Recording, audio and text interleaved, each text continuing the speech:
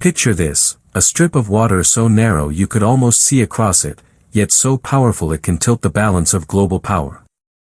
Just 30 kilometers long, less than half a mile wide in some places, the Bosphorus Strait cuts through the heart of Istanbul like a vein of destiny. On its surface, it looks ordinary, fishing boats, ferries, cargo ships moving through the water every day. But beneath the waves lies a truth most of the world overlooks. This is one of the most strategic choke points on the planet. Every drop of Russian oil flowing to Europe, every ton of Ukrainian wheat heading to Africa, every NATO warship entering the Black Sea, at some point, they must all squeeze through this narrow passage. And the key to that gate rests in the hands of one country, Turkey. Now here's the paradox. To most outsiders, Turkey is a nation wrestling with runaway inflation, political turmoil, and a fragile currency. But while its economy stumbles, its geography remains unshakable. Geography doesn't collapse. Geography doesn't go bankrupt. Geography, especially here, is permanent power. And Turkey knows it. With one announcement, Ankara can open the floodgates of trade or shut them down entirely. The world's food supply, oil markets, even military strategies, many of them depend on whether ships are allowed to sail through this strait. So how did one narrow waterway become a lever that empires have fought over for centuries? And how is Turkey using it today to punch far above its weight in global politics? Let's dive into the story of the Bosphorus, the ultimate gate between East and West, and the empire it continues to shape. Close your eyes for a moment and imagine standing at the edge of a city where two continents collide. On your left, Europe. On your right, Asia.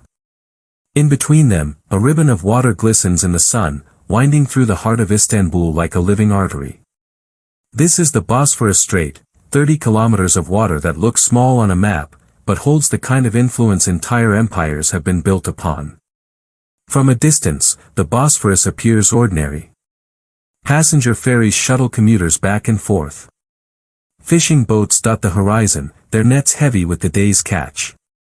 Massive oil tankers crawl along the channel, their steel hulls dwarfing everything around them. It feels like just another busy maritime passage, one of hundreds that keep the modern world connected. But the truth is far more profound. The Bosphorus isn't just a scenic backdrop for postcards of Istanbul. It is one of the most strategic choke points on Earth. Every day, billions of dollars worth of oil, grain, and manufactured goods pass through this narrow corridor. Every day, nations that depend on food and fuel pray that their ships are allowed to pass. And every day, Turkey, by sheer geographic fortune, plays gatekeeper to this fragile flow.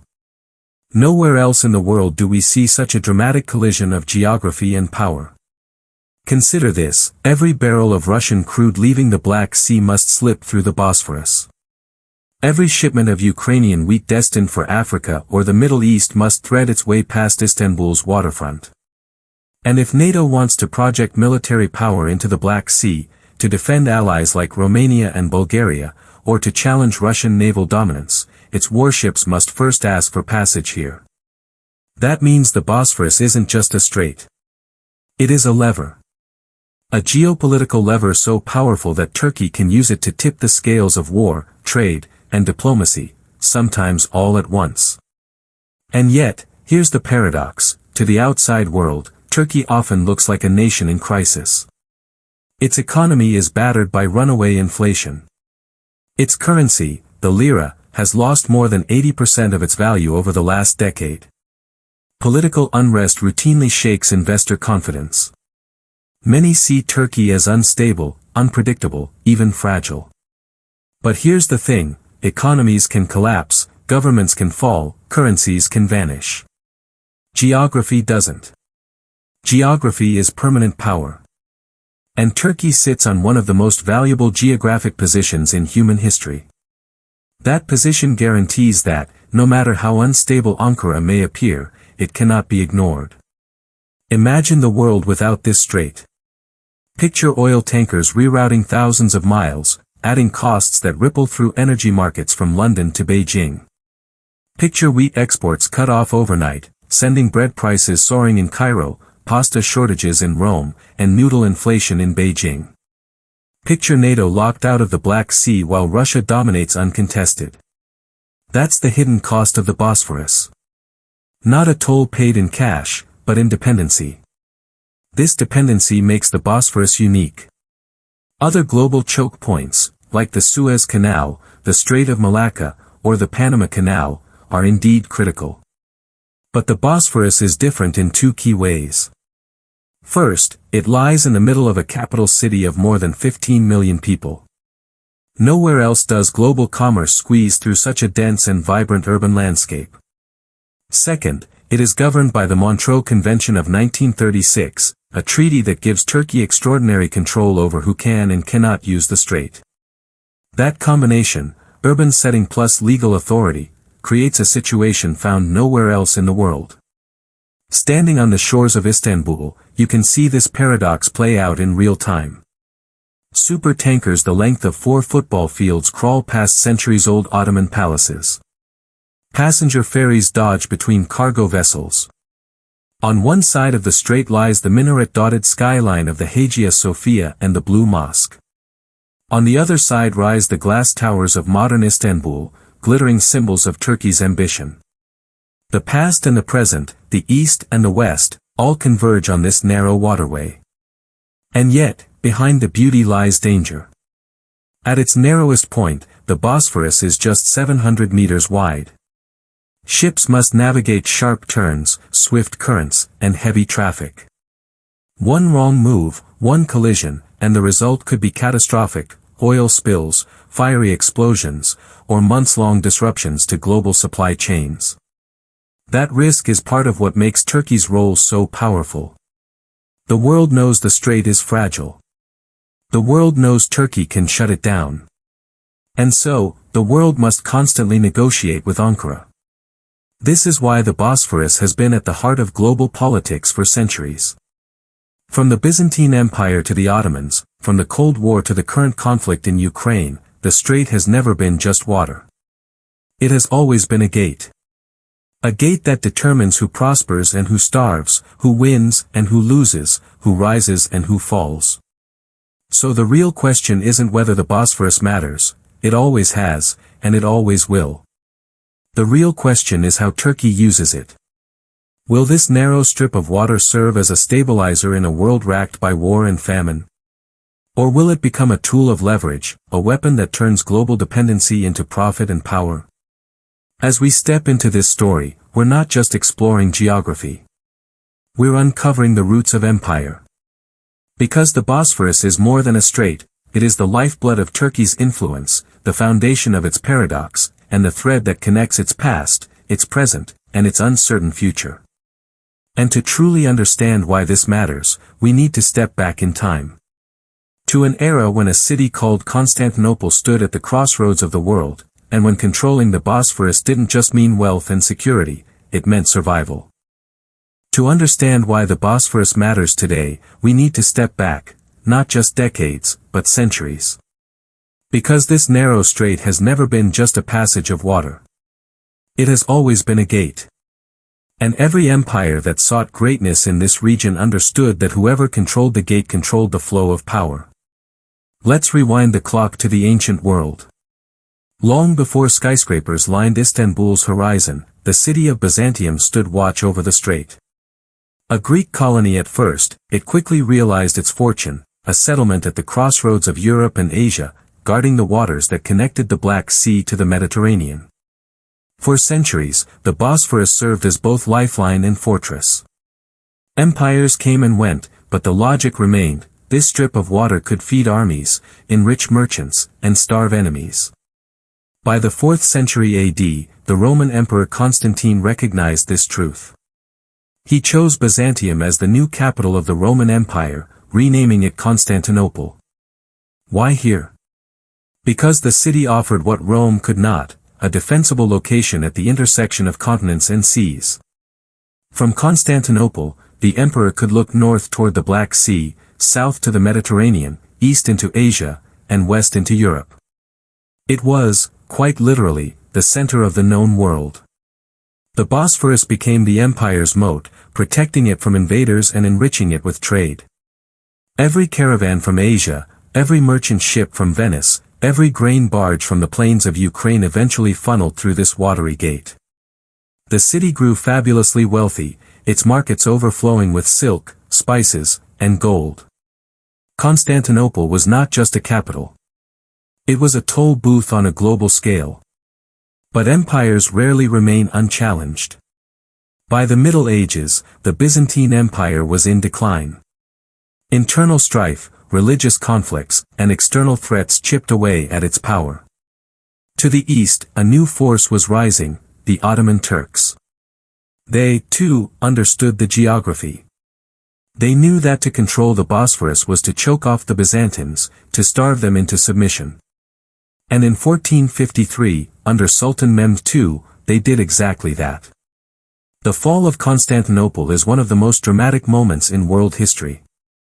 Picture it, massive Ottoman cannons pounding the city's legendary walls, while ships blockaded the Bosphorus and the Golden Horn. For weeks, the Byzantines resisted, clinging to their proud heritage.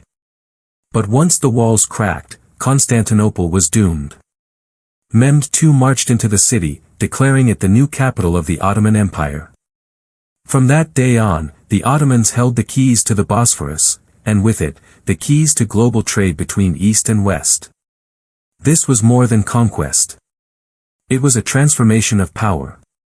By seizing Constantinople, the Ottomans didn't just end the Byzantine Empire, they inherited its geographic advantage. They took control of the toll gate through which the riches of continents flowed.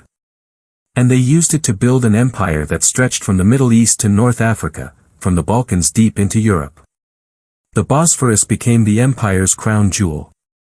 Controlling it meant taxing Venetian merchants, negotiating with Genoese traders, and deciding how much grain from Ukraine reached markets in the Mediterranean. The Ottomans even expanded their reach by controlling the Dardanelles Strait further south, creating a complete grip on the passage between the Black Sea and the Mediterranean. Whoever wanted to sail those waters had to pay respect to Istanbul. This strategy was not just about wealth. It was about survival. Grain shipments from the Black Sea fed the empire's cities. Naval power in the Mediterranean depended on controlling the gateway. Rival powers, whether Christian kingdoms in Europe or rival Muslim dynasties in the Middle East, had no choice but to acknowledge the Ottoman position. Geography had turned a rising Turkish dynasty into one of the most powerful empires the world had ever seen. And yet, the Ottomans didn't stop at geography. They understood the symbolic power of the Bosphorus. They filled Constantinople with monuments, the Hagia Sophia converted into a mosque, new palaces built along the shoreline, mosques that dotted the skyline. To stand on the banks of the Bosphorus in the 16th century was to witness not only the beating heart of a global empire but also its cultural and spiritual capital. The strait also shaped diplomacy.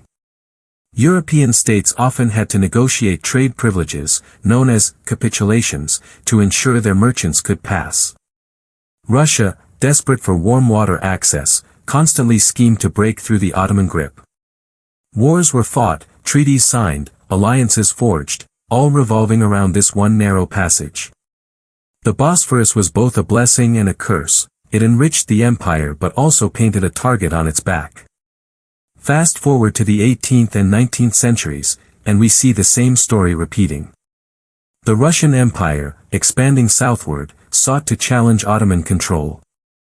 The British and French, worried about their own trade routes, intervened to maintain the balance. Wars like the Crimean War were fought in part because of this narrow strip of water. Every great power of Europe knew the truth: control the Bosphorus, and you control the destiny of empires. By the time the Ottoman Empire began to crumble in the late 19th and early 20th centuries, the Bosphorus remained as valuable as ever. When World War I broke out, the Allies attempted to seize the Dardanelles in the ill-fated Gallipoli campaign. Their goal? To open a route to Russia through the straits. Once again, geography dictated strategy. Once again, control of the Bosphorus shaped the outcome of global conflict. And when the Ottoman Empire finally collapsed after the war, the question of who controlled the straits became central. The new Republic of Turkey, under Mustafa Kemal Ataturk, understood better than anyone the lesson of history: without control of the Bosphorus, Turkey would always be vulnerable. That's why, in 1936, Turkey pushed for the Montreux Convention, ensuring that the straits would remain under its sovereignty. It was a direct continuation of a centuries-old story: the gatekeeper never lets go of the keys.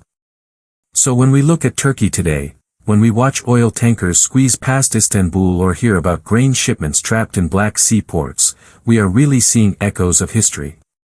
The same forces that drove Constantine to build his capital here, that drove Mehmed II to conquer it, that pushed European powers into war, all of them are still alive in the Bosphorus. It's not just a strip of water. It is the ultimate prize of geography, the reason empires rise, and the reason they fall. And it explains why, even in an age of satellites and digital trade, a narrow strait in Turkey can still decide the fate of nations. When we talk about the Bosphorus, it's easy to get lost in the grandeur of history: Byzantines, Ottomans, sieges, and empires. But if you really want to understand why this strait remains one of the most powerful pieces of geography in the modern world, you need to look at the numbers. Because in the 21st century, numbers tell the story of power just as much as cannons or castles once did. Let's start with traffic. According to Turkey's Directorate of Maritime Affairs, more than 40,000 vessels pass through the Bosphorus every single year. To put that in perspective, the Suez Canal, a global household name, sees about 20,000 vessels annually. The Panama Canal, the shortcut connecting the Atlantic and Pacific, sees even fewer. That means Istanbul's narrow strait handles twice the traffic of Suez and far more than Panama, all without the engineered locks and toll systems that regulate those other waterways. Now imagine what that looks like. 40,000 vessels means, on average, more than 100 ships every single day squeezing through a channel that narrows to just 700 meters in certain places. Oil tankers the size of skyscrapers glide uncomfortably close to city streets.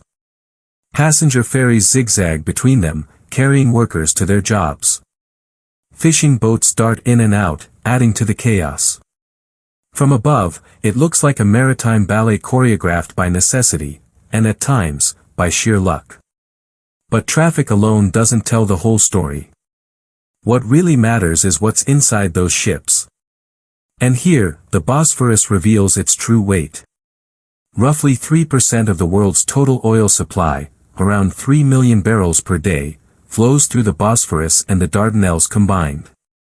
Much of this crude and refined product originates in Russia and Kazakhstan, countries with no easy alternative to the Black Sea route.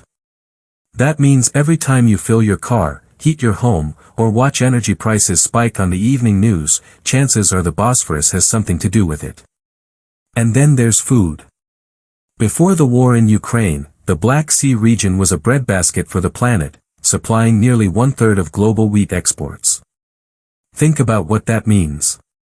The bread on a family's table in Cairo. The pasta on a dinner plate in Rome. The noodles in a kitchen in Beijing. All of them, in some way, depend on grain shipments that sail through Istanbul's narrow corridor. That dependency was thrown into sharp relief in 2022 when Russia invaded Ukraine. Suddenly, the flow of wheat and corn from Ukrainian ports collapsed. Ships couldn't safely sail out of Odessa or Mariupol without passing through a war zone, and even if they made it, they still had to pass through the Bosphorus. The result? Global wheat prices skyrocketed by more than 50% in a matter of months, sparking food crises in parts of Africa and the Middle East. For millions of people, the fate of their next meal depended not on local farmers, but on whether the Bosphorus remained open. Now, let's pause on the geography. At its narrowest point, the Bosphorus is just 700 meters wide. That's less than half a mile. The strait also features sharp turns, strong currents, and steep cliffs along its edges. Imagine guiding a supertanker the length of 4 football fields through a twisting, narrow waterway lined with one of the world's densest cities. One wrong move, one accident, and the result could be catastrophic. Oil spills. Explosions. Entire trade routes blocked. Billions of dollars in commodities trapped overnight. And accidents do happen. Over the decades, the Bosphorus has seen ships collide, tankers run aground, and fires rage dangerously close to Istanbul's homes. Each time, the world is reminded just how precarious this artery really is. It's not a wide canal engineered for smooth passage. It's a natural strait, crowded, busy, and unforgiving. That precariousness is part of Turkey's leverage. The world knows the risks. The world knows the dependency. And so, whether it's Washington, Moscow, Brussels, or Beijing, global powers must constantly take Ankara's position into account. But the numbers don't stop at oil and wheat. The Bosphorus also moves liquefied natural gas, coal, steel, fertilizers, and countless manufactured goods. It's estimated that more than $200 billion worth of cargo flows through the strait annually. That's not a side note in global trade, that's a lifeline. Consider NATO. The alliance relies on the Bosphorus to move military supplies into the Black Sea, supporting allies like Romania and Bulgaria. According to NATO logistics reports, more than 70% of resupply operations to the Black Sea region depend on Turkey's controlled waters. In other words, without the Bosphorus, NATO's Black Sea strategy collapses. And then there's the question of services. Because of the Montreux Convention, Turkey can't charge official tolls like Suez or Panama. But that doesn't mean ships sail for free. Far from it. Every vessel must use Turkish pilots to navigate the strait's treacherous curves. Oil tankers must be escorted by tugboats. Sanitation, security, and other services are mandatory. These fees add up. In 2023 alone, Bosphorus service charges generated more than $200 million in revenue for Turkey. And when congestion hits, delays can cost shipping companies tens of thousands of dollars per day, per vessel. Multiply that by dozens of ships waiting at anchor, and you realize the Bosphorus doesn't just move money, it traps it. Think about the economics of this. A single day's delay for an oil tanker can cost up to $50,000 in charter fees. If a bottleneck lasts a week, that's hundreds of thousands lost, per ship. For global trade, time really is money, and the Bosphorus holds the stopwatch. Beyond shipping, Turkey has turned its geographic advantage into an energy bargaining chip. The Turk Stream pipeline, carrying Russian natural gas under the Black Sea, makes landfall in Turkey before continuing to Europe. That means Brussels doesn't just negotiate with Moscow, it must also pay attention to Ankara. In effect, Turkey has made itself a middleman in Europe's energy lifeline. Looking at all these numbers, 40,000 ships, 3% of global oil, 1/3 of global wheat, hundreds of billions in cargo, you begin to see why the Bosphorus isn't just another strait. It's a global choke point whose importance rivals or even surpasses the Suez or Panama.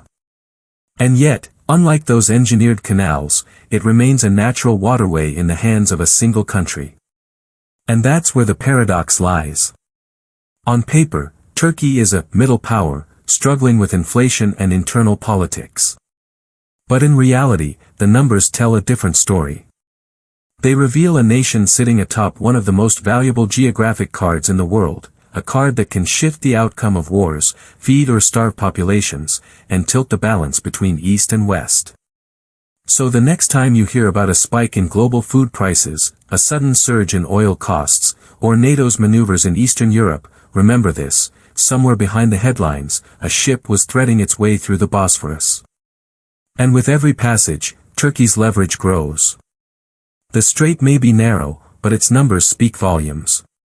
And in the grand chessboard of geopolitics, those numbers make Turkey not just a player, but a gatekeeper. In 1936, in a quiet Swiss town on the shores of Lake Geneva, diplomats signed a treaty that would shape the destiny of the Black Sea for nearly a century. To most people at the time, it was just another document in the blur of interwar politics. But to Turkey, it was the return of its birthright. This was the Montreux Convention, and it remains Turkey's ultimate trump card over the Bosphorus and Dardanelles Straits. To understand why this treaty is so extraordinary, we need to recall the situation Turkey faced after World War I. The Ottoman Empire had collapsed, carved apart by the victors. Under the 1923 Treaty of Lausanne, the Bosphorus and Dardanelles were demilitarized and placed under international control. Imagine that, the very waterways that had given empires their power for centuries were no longer in Turkish hands. For Mustafa Kemal Ataturk, the founder of modern Turkey, this was intolerable. Without control of the straits, the republic's sovereignty was incomplete. By the mid-1930s, the global climate was shifting again.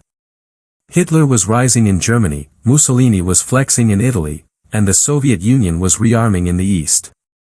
In that climate of tension, Turkey argued successfully that it needed full sovereignty over its straits to defend itself. The result was the Montreux Convention regarding the regime of the Straits, signed on July 20, 1936. So what did it say? The treaty granted Turkey full control over the Bosphorus and Dardanelles. In peacetime, merchant ships of all nations would enjoy free passage. But the convention introduced key restrictions on warships. Non-Black Sea states could only send limited tonnage into the Black Sea.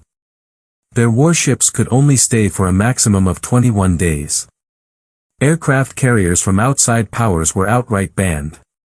And most importantly, in times of war, Article 19 gave Turkey the right to close the straits to all military vessels from belligerent states. This was revolutionary. It meant that Turkey, a middle power with a fragile economy, could effectively decide whether Russia, Britain, France, or any other navy had access to the Black Sea. Geography was once again weaponized, not with cannons or castles, but with legal authority. Fast forward to the present, and the Montreux Convention still casts a long shadow. It explains why NATO fleets cannot simply flood the Black Sea with warships. It explains why Russia, despite being a naval power, remains bottled up without Turkey's cooperation. And it explains why, in every crisis from the Cold War to the war in Ukraine, Ankara's phone rings first. Let's pause for a real-world example. In February 2022, when Russia launched its full-scale invasion of Ukraine, the world braced for escalation at sea. NATO could have sent warships into the Black Sea to challenge Russia's fleet. Moscow could have reinforced its naval presence. But Turkey invoked Article 19. It closed the straits to all warships, whether Russian, NATO, or otherwise. In a single announcement, Ankara froze the military situation in the Black Sea. Russia's fleet was trapped with what it had. NATO was locked out. The balance of the conflict shifted, not because of a battle, but because of a treaty signed nearly a century earlier. That's the power of Montreux. It's not loud or flashy. It's quiet leverage. And it turns Turkey into something unique, a gatekeeper that even superpowers must respect. Now let's break down the implications. For Russia, the Bosphorus is the only maritime exit from the Black Sea. Without it, Russian oil tankers, grain shipments, and naval vessels are stuck. That's why Russia has historically been obsessed with controlling or influencing the straits. From the Tsars of the 19th century to Vladimir Putin today, Russian leaders know their Black Sea fleet is useless without access to the Mediterranean, and that access runs through Istanbul. For NATO, the treaty is both a blessing and a curse. On the one hand, Montreux prevents Russia from flooding the Mediterranean with warships. On the other, it also prevents NATO from easily reinforcing allies like Romania and Bulgaria. Under the rules, non-Black Sea states like the United States can only send a few ships at a time, and they can't stay long. NATO strategy in the Black Sea is therefore always constrained by what Turkey allows. For Turkey, Montreux is more than a legal document. It's a shield of sovereignty.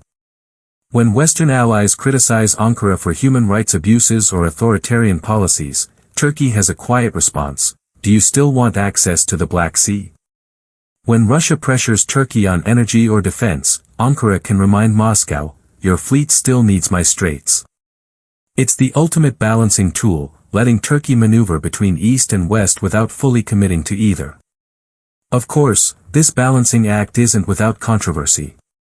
Some Turkish leaders have floated the idea of bypassing Montreux altogether, especially through projects like Canal Istanbul, a proposed artificial waterway running parallel to the Bosphorus. If completed, Turkey could potentially apply different rules to that canal, charging tolls and sidestepping Montreux's restrictions. But such moves are deeply controversial, raising alarms in Moscow, Washington, and Brussels alike. Because if Turkey ever abandoned Montreux, the fragile stability of the Black Sea could unravel overnight. Let's also consider how Montreux shapes economics. Remember, the treaty guarantees free passage for merchant shipping in peacetime. That's why oil, wheat, and other goods flow relatively freely, despite Turkey's power to disrupt them. But free doesn't mean costless. Turkey still imposes pilotage, tug, and safety fees, reaping hundreds of millions annually. Montreux ensures the global economy keeps moving, but on Turkey's terms. The treaty has even influenced diplomacy far beyond the Black Sea. During the Cold War, the Soviet Union and the United States both accepted Turkey's control because it prevented dangerous escalation. During the Syrian conflict, Russia's naval operations in the Mediterranean depended on safe passage through the Bosphorus. Even today, when China looks at building its belt and road connections into Europe, Montreux remains part of the equation. This is why Montreux is often described as Turkey's silent empire. It doesn't show up in headlines every day. Most people have never even heard of it. But when war erupts, when energy markets shake, or when food crises spread, the convention suddenly becomes the invisible hand guiding events. And here's the fascinating paradox: the treaty was designed in 1936, long before supertankers, LNG shipments, or modern naval fleets. The world has changed dramatically, but Montreux hasn't.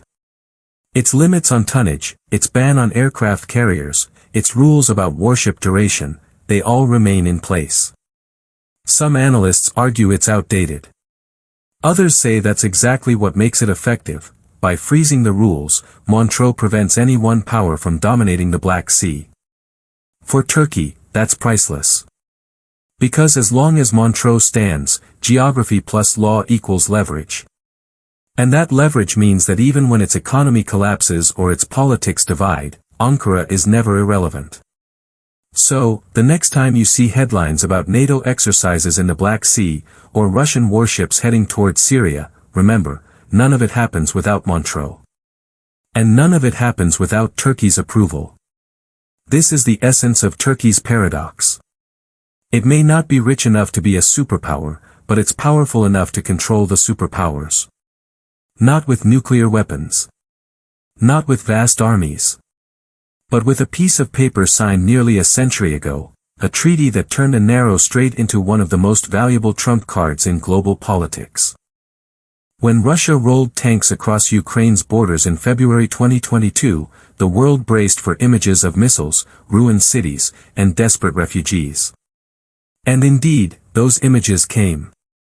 But beneath the surface of battlefields and headlines, another fight was quietly taking place, one that didn't involve artillery or armored divisions. It was happening on the water, in a narrow strait thousands of miles away from the front lines. The Bosphorus had once again become a battlefield. Here's why. Russia is the world's second largest oil exporter and one of the top suppliers of wheat. Ukraine, before the war, was among the top 5 wheat exporters globally. Together, these two nations accounted for nearly a third of the world's grain trade. And almost all of it flowed through the Black Sea. Which meant it also had to flow through Turkey's straits. When the war erupted, that lifeline collapsed almost overnight. Ukrainian ports like Odessa were blockaded. Grain silos stood full but useless. Cargo ships sat idle, either trapped in Ukrainian harbors or unwilling to risk sailing through contested waters. Within weeks, the consequences rippled outward. Global wheat prices soared by more than 50%, sparking food crises from Egypt to Ethiopia. Bread became more expensive. Pasta shelves in Italy emptied. Families in Indonesia and the Middle East struggled to afford their staples. At the same time, Russia faced its own challenge. Western sanctions cut it off from many markets. But oil and gas still had to move. Tankers carrying Russian crude threaded through the Bosphorus daily, sometimes flying the flags of other nations, sometimes with paperwork so murky it was almost impossible to track. For Moscow, the Bosphorus was no longer just a trade route. It was a lifeline. And standing at the center of this storm was Turkey. For centuries, the Bosphorus has been a prize that empires fought to control. In 2022, it became a diplomatic weapon in Ankara's hands. Within days of the invasion, Turkey invoked Article 19 of the Montreux Convention. The straits were closed to all military vessels from warring nations. That meant no Russian reinforcements could sail into the Black Sea. But it also meant NATO could not flood the region with its fleets. Both sides were frozen, caught within the limits of geography and law. This move was subtle but seismic. Without firing a shot, Turkey had constrained the world's most powerful military alliance and one of its most aggressive adversaries. For Russia, it meant fighting the war largely with what naval forces it already had stationed in the Black Sea. For NATO, it meant watching Ukraine burn without being able to send in warships as a deterrent. Turkey's decision highlighted its unique role, not a passive bystander, not a loyal ally, but a gatekeeper whose choices affected the fates of millions. And in true Turkish fashion, Ankara played both sides. On one hand, Turkey presented itself as a savior. It negotiated with the United Nations and brokered the Black Sea Grain Initiative, an agreement that temporarily reopened Ukraine's ports to allow wheat exports. For months, ships carrying millions of tons of grain once again sailed out of Odessa, crossing the Bosphorus to feed nations from Africa to Asia. The initiative was hailed as a breakthrough, a humanitarian success that prevented mass starvation. On the other hand, Turkey also became Russia's backdoor. As Western companies pulled out of Moscow, Turkish firms stepped in to fill the gaps. Trade between the two nations surged by over 60% in 2022. Russian oil continued to flow through the Bosphorus, often disguised or rerouted but always slipping past sanctions. For the Kremlin, Ankara provided a vital pressure valve. For the West, it was an uncomfortable reminder that Turkey was never fully in their camp. This dual role, mediator and opportunist, gave Turkey unprecedented leverage. With one hand, it fed the world. With the other, it helped Russia survive sanctions. And the world had no choice but to accept it. Because whether you were in Washington, Brussels, Cairo, or Beijing, if you needed food or fuel from the Black Sea, you needed Turkey's approval. But this wasn't just about economics. It was also about military strategy. The Black Sea is a closed basin. Without the Bosphorus, fleets are trapped. When Turkey shut the door, Russia's naval dominance was limited to what was already inside. It couldn't bring in reinforcements from its northern or Pacific fleets. NATO, meanwhile, had to rely on allies like Romania and Bulgaria for limited regional presence. The result was a frozen naval theater, shaped not by generals but by Turkey's geography and the Montreux Convention. And let's not forget the optics. Domestically, President Erdogan framed Turkey as the indispensable power. Internationally, Turkey was suddenly on every phone call: Washington, Moscow, Brussels, Kiev. Each side courted Ankara, knowing it held a lever that no one else did. But with leverage came contradictions. Turkey was a NATO member, but it bought missile systems from Russia. It hosted American nuclear weapons, but it also expanded trade with Moscow. It positioned itself as a mediator for peace, but it also profited from both sides. In the fog of war, the Bosphorus became a mirror reflecting Turkey's paradox: too fragile to be a superpower, but too strategic to be ignored. The human cost of this balancing act was immense. While Turkey collected revenue from increased shipping and trade, millions around the world paid higher prices for food and energy. For families in Africa facing hunger, or households in Europe struggling with heating bills, the decisions made in Ankara were as impactful as the battles fought in Donbass. Geography, once again, dictated survival. The war also underscored the fragility of the system. The Bosphorus is narrow, busy, and dangerous. At peak congestion, ships can wait days, even weeks, to pass. Each delay costs tens of thousands of dollars. Each additional tanker increases the risk of accidents. In wartime, that fragility becomes a weapon.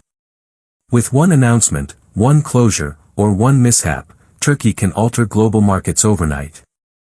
As the war dragged on, the grain deal collapsed, revived, and collapsed again.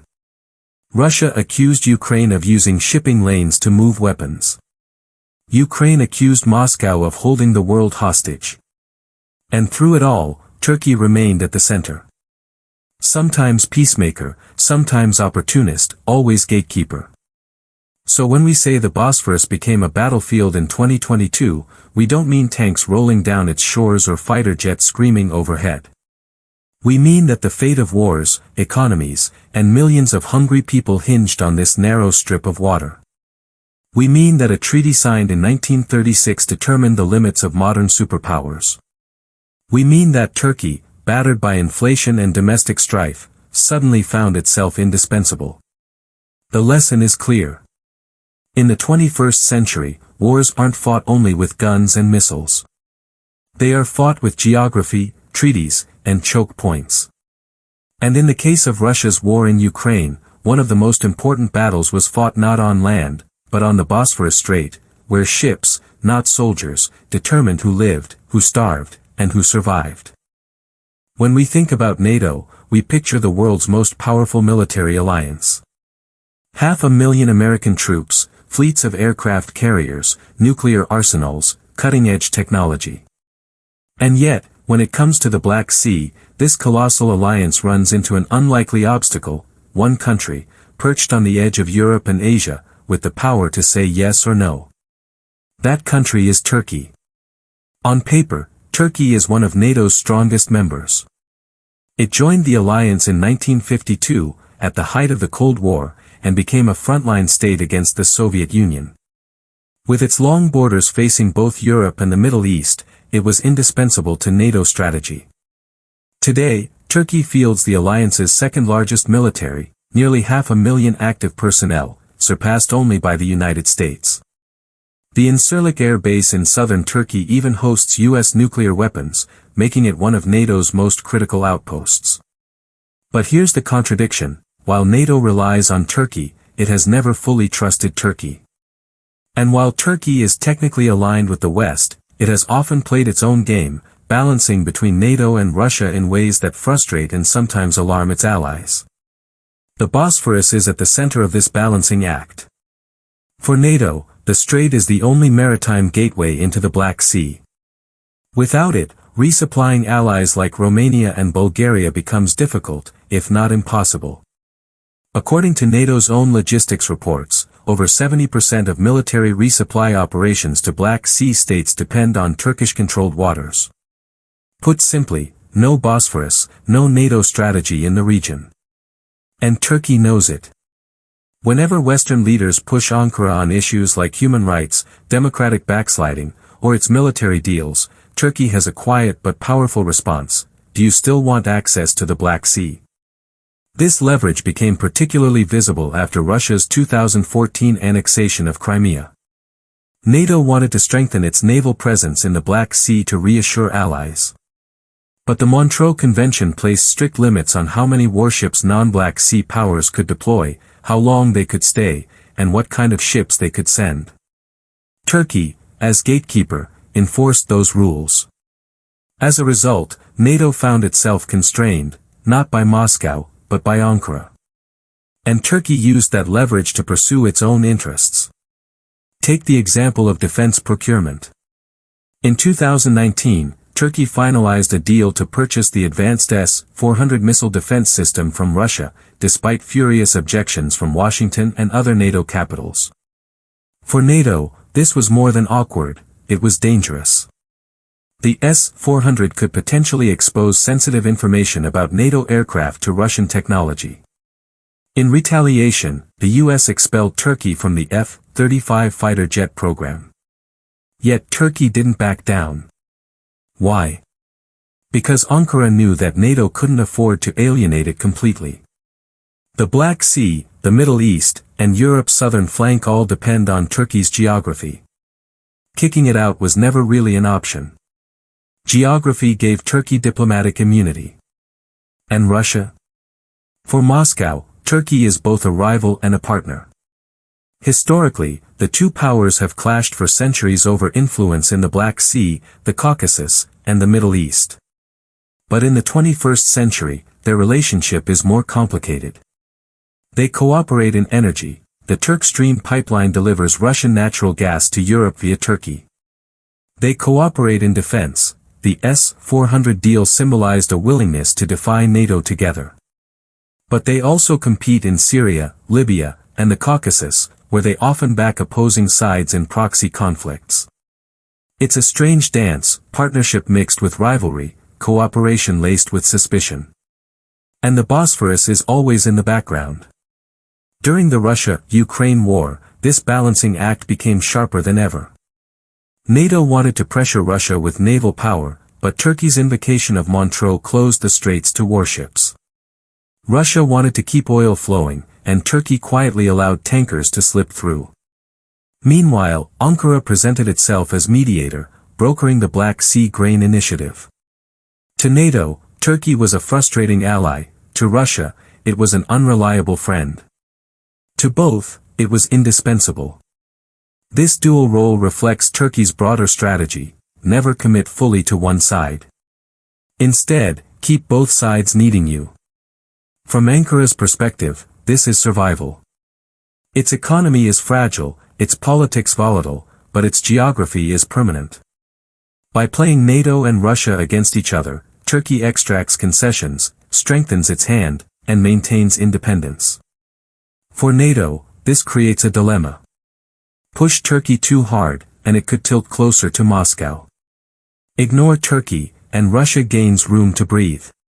Either way, the alliance is constrained by geography and by Montreux. And this isn't just theory. Look at the numbers. NATO's Black Sea allies, Romania and Bulgaria, rely on resupply routes through Turkish waters. The US can only send a limited number of ships at a time, and they can only remain for 21 days before they must leave. Aircraft carriers, NATO's hallmark power projection tools, are banned from the Black Sea altogether. The result is that NATO's strongest assets can't operate there, leaving Russia with relative freedom inside its own basin. This is why some analysts argue that Turkey doesn't just participate in NATO, it shapes it. By controlling the only gateway into the Black Sea, Turkey effectively sets the boundaries of NATO's strategy. The alliance may think it keeps Turkey in line, but the reality is often the opposite: Turkey keeps NATO in check. And Turkey knows how to use this to its advantage. Consider its handling of NATO enlargement. When Sweden applied to join NATO in 2022, Turkey threatened to block its membership unless certain concessions were made, including actions against Kurdish groups Ankara considers terrorists. For months, NATO's unity was held hostage, not by Russia, but by Turkey. Once again, geography gave Ankara the power to bend the alliance to its will. But this balancing act comes with risks. The more Turkey hedges between NATO and Russia, the more it risks alienating both. Western allies increasingly view Ankara as unreliable. Russia, too, knows that Turkey can never fully abandon NATO. Yet so far, this delicate game has worked. Turkey secures defense contracts, energy deals, and diplomatic attention far beyond what its economy alone would justify. The paradox is striking. Turkey is economically fragile, politically divisive, yet militarily indispensable. It quarrels with NATO, yet NATO cannot function in the Black Sea without it. It buys weapons from Russia, yet Russia cannot reach the Mediterranean without its permission. It hosts American nuclear weapons, while expanding trade with Moscow. It threatens to block new allies, yet positions itself as mediator. This is the balancing act of Ankara. Not a superpower, but a swing state of geopolitics. Not wealthy enough to dominate, but too strategically vital to be ignored. And at the heart of it all, once again, lies the Bosphorus. The narrow strait that has dictated empires for centuries still dictates the strategies of NATO and Russia alike. It may be only 30 kilometers long, but its shadow stretches across continents. So the next time you see NATO exercises in Eastern Europe or Russian warships sailing toward Syria, remember, none of it is possible without Turkey's approval. Because in the balance between East and West, between NATO and Russia, it's not Washington or Moscow that holds the key. It's Ankara, standing watch over a strait that has been the ultimate gate for centuries.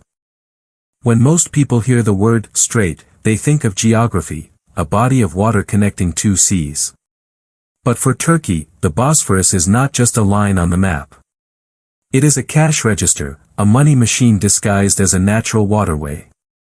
Let's start with a simple fact. Unlike the Suez Canal in Egypt or the Panama Canal in Central America, Turkey is not legally allowed to charge tolls on international shipping.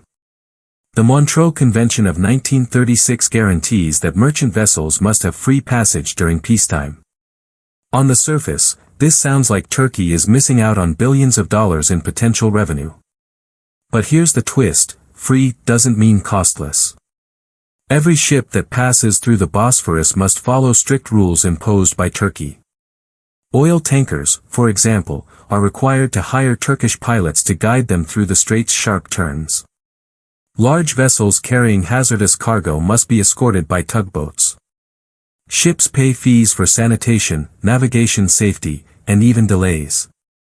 None of these are optional. And together, they add up to hundreds of millions of dollars each year.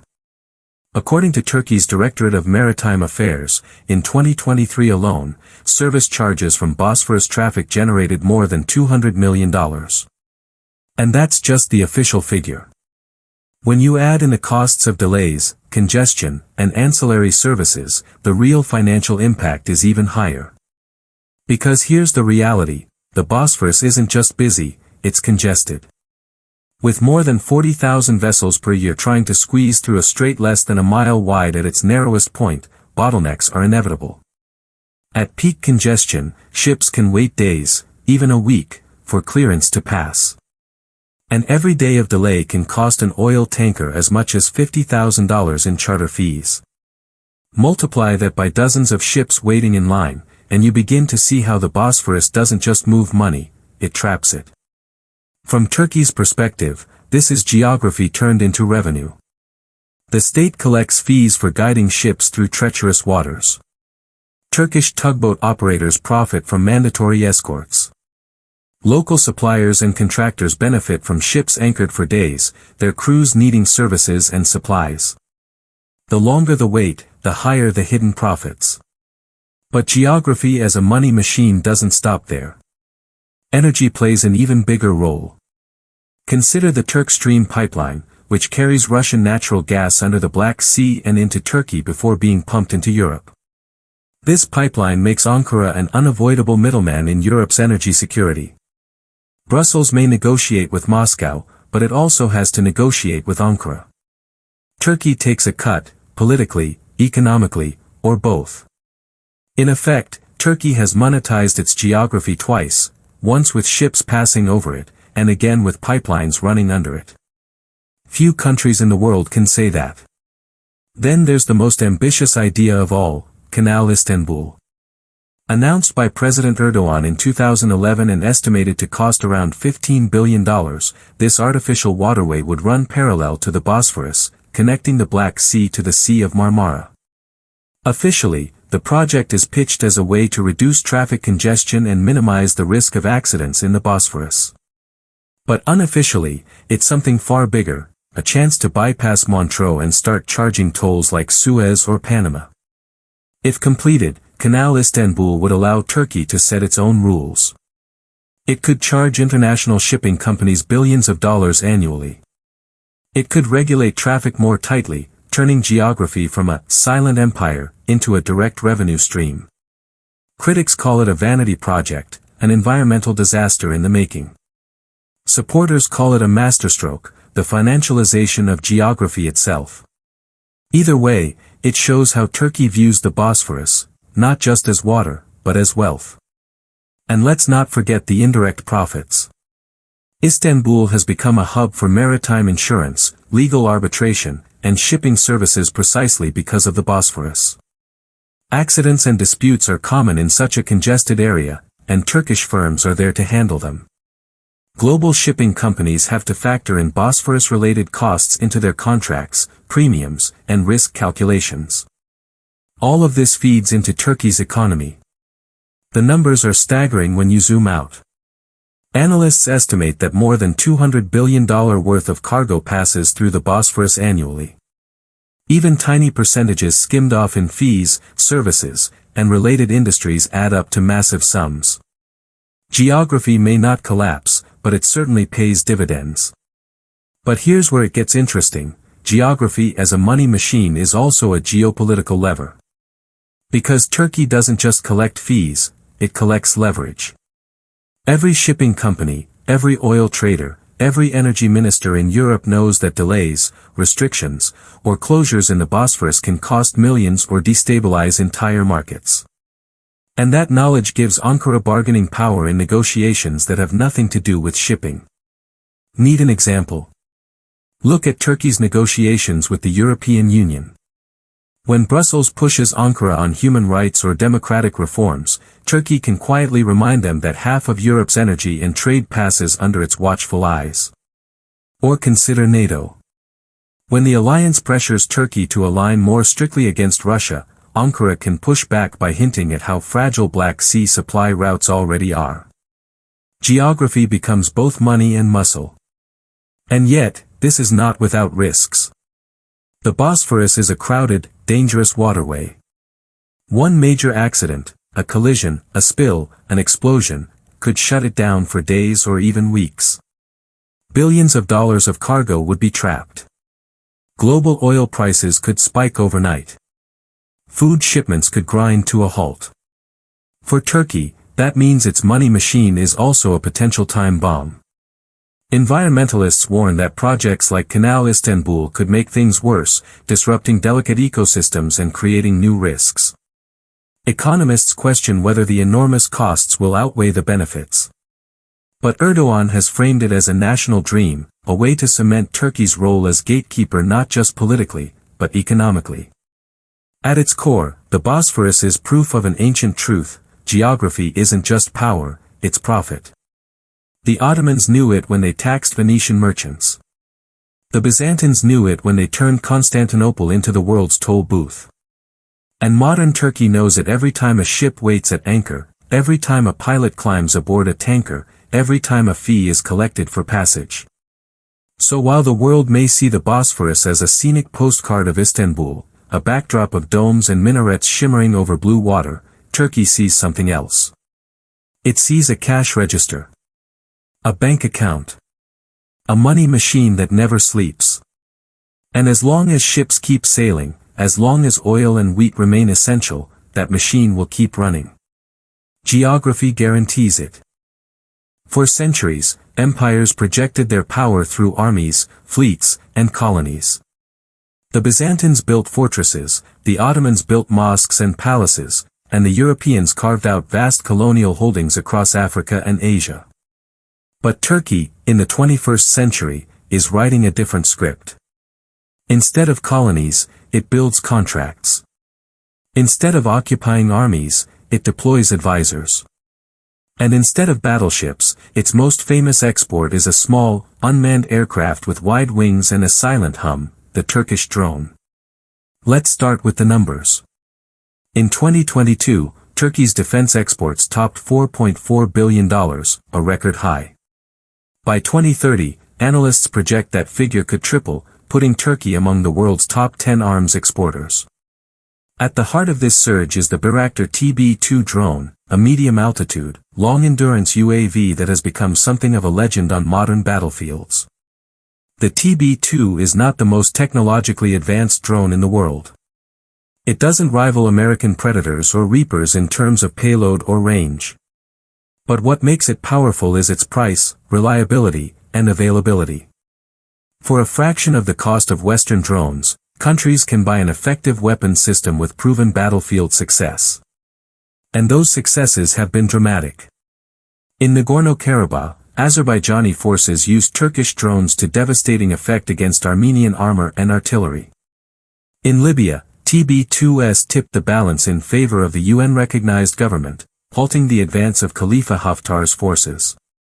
In Ukraine, early in the 2022 war, TB2 footage of Russian convoys being struck went viral, turning the drone into a symbol of resistance. Each strike was not just a military action, it was a marketing campaign broadcast to the world. For Turkey, every drone sale carries political weight. Buying a drone is not just buying a weapon. It's entering into a relationship with Ankara. Training programs, maintenance contracts, software updates, all tie the buyer to Turkey for years. That means influence, leverage, and long-term strategic connections. In many cases, drone sales are bundled with diplomatic agreements, economic investments, or promises of infrastructure projects. It's empire building by other means. And Turkey hasn't limited itself to drones. Across Africa and Central Asia, Turkish companies are building highways, ports, airports, and stadiums.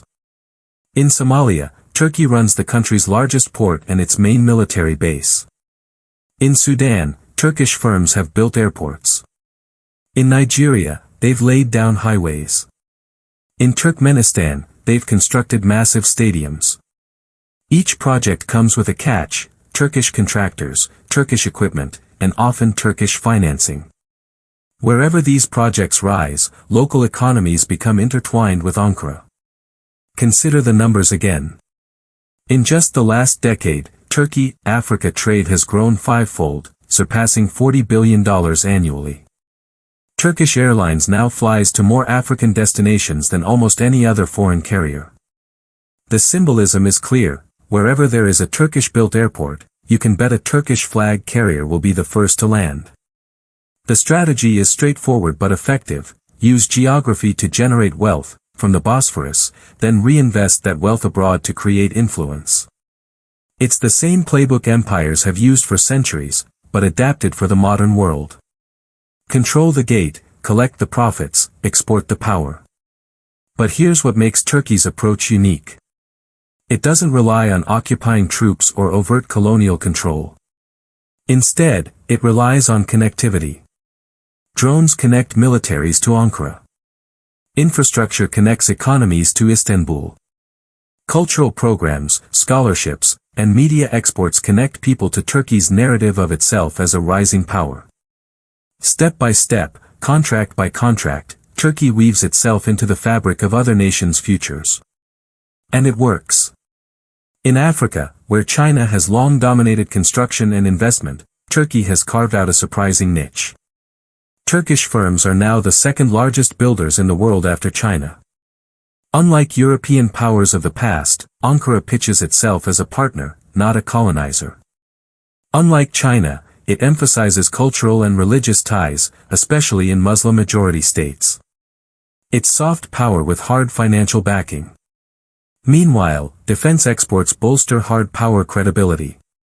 In 2022, Turkish drones were sold not only to allies like Ukraine, but also to countries in Africa, the Middle East, and Asia. By 2030, if projections hold, Turkey will be among the world's most influential arms suppliers. That means not just money, but a voice at the table where global security decisions are made. Of course, this strategy isn't without risks. Turkey's economy is fragile, and expanding abroad requires capital. Inflation has eaten away at domestic stability, and critics argue that Ankara is stretching itself too thin. There's also the geopolitical risk: by arming some nations, Turkey risks angering others. For example, drone sales to Ukraine strained its balancing act with Russia. Investments in Africa put it in quiet competition with both China and Europe. But Turkey seems willing to take that gamble. Because the payoff is influence far beyond its borders. And influence, once established, can be converted into political, economic, or even military advantage. Think of it this way: a port in Somalia doesn't just serve local trade. It gives Turkish ships priority. A highway in Central Asia doesn't just move goods. It ties regional commerce into Turkish supply chains. A drone contract in North Africa doesn't just provide defense. It establishes Turkish trainers, technicians, and advisors on the ground. Piece by piece, Ankara is building a network of dependency that echoes the empires of old, without calling itself an empire. And behind it all stands the Bosphorus. The revenues from its service fees. The leverage of Montreux. The profits of energy transit. Without that foundation, Turkey wouldn't have the resources or credibility to expand outward. Geography funds the machine, and the machine fuels influence abroad. So, in the 21st century, Turkey's exports aren't just cars, textiles, or agricultural goods. Its most powerful exports are contracts, construction, and drones. And through them, Ankara is reshaping the map of influence. It's easy to underestimate Turkey when looking only at its shaky currency or domestic politics. But look at a drone strike in Ukraine. Look at a Turkish-built airport in Sudan. Look at a highway in Nigeria or a stadium in Turkmenistan. All of them are fingerprints of a new kind of empire, an empire of deals and deployments, not colonies and conquests. The Ottomans once projected their power by controlling trade routes and building mosques from the Balkans to North Africa. Modern Turkey is doing something similar, but with highways instead of caravans, drones instead of cannons, contracts instead of sultans. The tools have changed. The ambition hasn't. As long as the Bosphorus remains the world's gate, Turkey will have the resources to push outward. And as long as Ankara keeps exporting not just goods but influence, it will continue to punch above its weight on the global stage. The question, of course, is how far this strategy can go. Can Turkey truly build a sustainable empire of contracts and drones? Or will its fragile economy undermine the very expansion it seeks? Time will tell. But one thing is certain, geography doesn't just create power. In Turkey's hands, it also creates opportunity. And Ankara has no intention of letting that opportunity go to waste. Every empire in history has faced its limits. Rome met the barbarians. Britain met the weight of 2 world wars. The Ottomans, too, eventually crumbled under their own contradictions. And for modern Turkey, sitting astride the Bosphorus with ambitions of empire reborn, the question is not whether geography grants power, it does. The question is whether Turkey can hold on to it in the face of enormous challenges that lie ahead. The first and most immediate problem is traffic. The Bosphorus is one of the busiest waterways in the world. More than 40,000 vessels pass through each year, including oil tankers, cargo ships, ferries, and fishing boats. By comparison, the Suez Canal handles about 20,000. And unlike Suez, which is wide, straight, and engineered for shipping, the Bosphorus is narrow, twisting, and unpredictable. At its narrowest point, it's less than 700 meters across. Add strong currents, sharp turns, and the fact that a city of over 15 million people lines its banks, and you have a recipe for disaster. Accidents have happened before. Tankers have run aground. Collisions have sparked fires. Each time, it serves as a chilling reminder, one catastrophic spill or explosion could shut the strait for weeks, trapping billions of dollars of cargo and sending shockwaves through global markets. The Bosphorus may be a money machine, but it's also a powder keg. The second challenge is climate change. As polar ice melts, new shipping routes through the Arctic are opening up. Russia, in particular, is investing heavily in its Northern Sea route, which could allow cargo to bypass the Bosphorus entirely when sailing from Europe to Asia. Today, that route is still seasonal and limited. But in the coming decades, as ice recedes, it could become a true alternative. If that happens, Turkey's geographic monopoly weakens.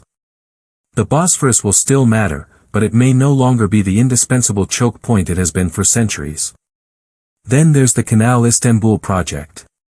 On paper, it's Turkey's grand solution to congestion, a $15 billion artificial canal running parallel to the Bosphorus, designed to ease traffic and give Ankara the ability to charge tolls like Suez or Panama. In reality, it's a gamble. Environmentalists warn it could devastate ecosystems, salinize fresh water reserves, and disrupt Istanbul's delicate balance between the Black Sea and the Sea of Marmara. Economists warn it could bankrupt the country before it ever turns a profit. Politically, it has become a lightning rod. Supporters see it as a vision of greatness, critics as reckless hubris. If the canal succeeds, it could turn Turkey into a toll empire. If it fails, it could become a monument to overreach. The third challenge is economics. Turkey's economy has been battered in recent years. Inflation has soared above 50%, the lira has lost more than 80% of its value against the dollar in a decade, and foreign investors remain skittish. Ambitions abroad, from drone exports to African construction, require capital. But without economic stability at home, those ambitions risk collapsing under their own weight. Geography provides leverage, but it doesn't pay the bills if the domestic economy is crumbling. Compounding this are Turkey's political divisions. President Erdogan has ruled for 2 decades, centralizing power and reshaping Turkey's role on the world stage. His supporters see him as the architect of Turkey's resurgence. His critics see him as an autocrat whose policies have isolated the country from the West and strained its economy.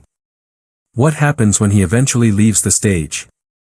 Will Turkey continue to play both sides, balancing NATO against Russia, East against West? Or will political turmoil at home undercut its role as global gatekeeper? Another looming challenge is trust. By playing both sides, feeding Ukrainian grain to Africa while letting Russian oil slip through sanctions, Turkey has built influence, but also suspicion. NATO allies question Ankara's loyalty. Russia questions its reliability. African and Asian partners wonder if Turkey's promises will outlast its leaders. Influence built on opportunism can be powerful, but it is also fragile. One misstep, one shift in global winds, and partners may turn elsewhere. Even the very treaty that gives Turkey its trump card, the Montreux Convention, could become a source of strain. Signed in 1936, it was designed for a very different world.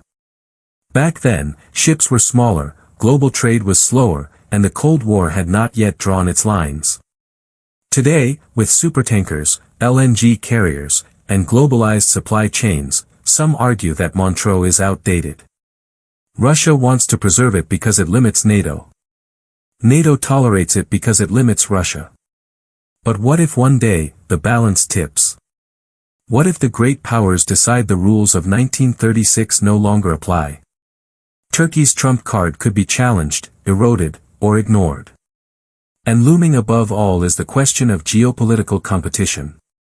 Turkey is not the only nation leveraging geography. Egypt controls Suez. Panama controls its canal. Russia is pushing the Arctic. China is building its Belt and Road, weaving ports, railways, and pipelines across continents. Against these giants, Turkey's geography is powerful, but not invincible. To maintain its edge, it must constantly adapt, innovate, and invest. So, what happens next? The answer lies in paradox. Geography guarantees that Turkey will always matter. As long as ships sail from the Black Sea, as long as Europe depends on energy and Asia depends on grain, Ankara will remain a gatekeeper. But geography alone cannot guarantee success. Mismanagement, economic collapse, or environmental catastrophe could turn that advantage into liability. History offers lessons here. Empires rise not just because of where they are, but because of what they do with it. The Byzantines built walls and trade networks. The Ottomans built armies and bureaucracy. Turkey today has built drones, pipelines, and contracts. But can it sustain them in the face of inflation, political tension, and a warming world? The Bosphorus has outlived empires before. It outlived Byzantium. It outlived the Ottomans. It will outlive modern Turkey, too. Geography is eternal. But the question for Ankara is whether it can turn geography into lasting greatness, or whether it will repeat the fate of those who came before, powerful for a moment, forgotten in the tide of history. The challenges are real: traffic that grows every year, climate change reshaping trade routes, economic fragility at home, political uncertainty, and the ever-present risk of disaster in a strait that was never designed for modern shipping. But the opportunity is just as real. If Turkey can manage these challenges, it could solidify its place as a global power broker. If it fails, geography will remain, but power will slip away. Empires rise. Empires fall. But geography remains. For more than 2 millennia, the Bosphorus has been the narrow blue vein that kept empires alive, or cut them off from the world. The Byzantines built walls around it. The Ottomans built a throne upon it. And modern Turkey, standing in their shadow, continues to wield it as both sword and shield. From the very beginning of our story, we've seen how this single stretch of water, barely 30 kilometers long, has shaped wars, economies, and civilizations. Every Venetian merchant ship, every Ottoman galley, every Russian oil tanker, every NATO destroyer, they all funnel through the same narrow channel winding through Istanbul's heart. The Bosphorus is not just geography. It is permanence. Today, Turkey calls itself a middle power, but the Bosphorus tells a different story. 40,000 ships a year. 3% of the world's oil supply. A third of global wheat exports before the Ukraine war. And above all, the legal and geopolitical weight of the Montreux Convention, giving Ankara the right to open or close the gates of empire. Geography turned into law. Law turned into leverage. We have seen how Turkey plays both sides. It is a NATO member, hosting American nuclear weapons. Yet it buys Russian missile systems and trades with Moscow. It threatens to block Sweden's NATO membership while brokering peace initiatives. It feeds the world with Ukrainian wheat while letting Russian oil slip through its waters. It builds drones for Kiev while expanding trade with the Kremlin. Allies don't trust it. Rivals don't either. But all must accept it. Because when the Bosphorus is involved, no one can ignore Ankara. And this is the paradox that defines Turkey in the 21st century, too fragile to be a superpower, yet too strategic to be dismissed. Its currency collapses, yet its geography guarantees relevance. Its politics divide, yet its strait unites the world's trade. It quarrels with NATO, yet NATO cannot operate without it. It negotiates with Russia, yet Russia cannot sail without it. But the challenges ahead are just as real as the opportunities. We've seen how traffic congestion makes the Bosphorus one of the most dangerous waterways on Earth. One accident could trap billions in oil and grain overnight. We've seen how melting Arctic ice may open new routes, threatening Turkey's monopoly. We've seen how fragile economics, 50% inflation, a collapsing lira, could undermine ambitions abroad. And we've seen how political shifts at home might fracture the careful balancing act that Ankara has maintained. So the future is uncertain. Will Turkey stabilize its economy, invest wisely, and turn the Bosphorus into a foundation for enduring influence? Or will it overreach, stretching itself too thin with projects like Canal Istanbul, risking collapse under the weight of ambition? The Bosphorus itself does not answer. It only waits, as it always has, for those who claim it. But history offers a clue. The Byzantines believed their walls would hold forever, until they didn't. The Ottomans believed their empire was eternal, until it wasn't. Each power that controlled the Bosphorus thought geography alone was enough. But geography, while permanent, is only potential. It takes vision, strategy, and restraint to turn potential into lasting power. For Turkey, the test is now. The 21st century is a time of shifting trade routes, new energy demands, and rising powers. China is building a belt and road across Eurasia. Russia is pushing the Arctic. The United States is pivoting to Asia. Against these giants, Turkey is small.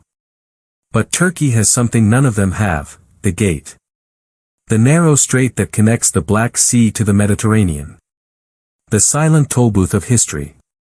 And as long as ships keep moving, grain from Ukraine, oil from Russia, goods from Kazakhstan, the world will need Turkey.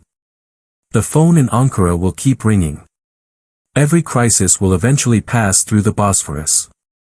So here is the final image: a tanker the length of 4 football fields squeezes through the strait. On its decks, oil destined for Europe. Behind it, a grain ship bound for Africa. Above them, Turkish pilots guide the vessels like invisible shepherds. On the shores, Istanbul rises with its minarets and skyscrapers, ancient and modern, east and west. And in the middle of it all, a red flag with a white crescent flutters in the wind. That is the Bosphorus.